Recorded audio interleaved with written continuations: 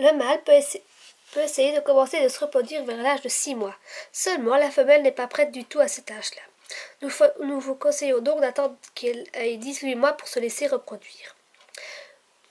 C'est donc indispensable d'avoir 2 terrariums quand on a un mâle et une femelle. Il n'y aura plus autant de risques de rétention d'œufs à cet âge-là. Une rétention d'œufs peut être fatale à un animal. 2 à 3 semaines après le repos hivernal, le mâle va commencer sa parade amoureuse, par des hochements de tête et en abordant une jolie barbe noire.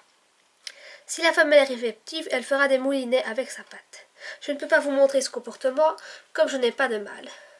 Pour reconnaître mâle et femelle, il suffit de soulever délicatement la queue et de regarder s'il y a 2 hémipénis et des pores fémoraux. Dans ce cas, ce sera un mâle. Dans le cas contraire, votre pogona est une femelle. Une femelle gravide est facilement reconnaissable car elle a un tour de taille plus impressionnante que normalement. Les conditions d'incubation d'un terrarium sont incontournables et il n'est pas rare que les parents s'en prennent aux œufs et aux jeunes fraîchement éclos. Il est donc conseillé de placer les œufs dans un incubateur. Une fois que la femelle a pondu, on les déterre avec soin et on les place dans un récipient rempli de vermiculite. La vermiculite est un matériau isolant propice à l'incubation des œufs de reptiles. On mélange le substrat avec de l'eau tiède dans une proportion de 2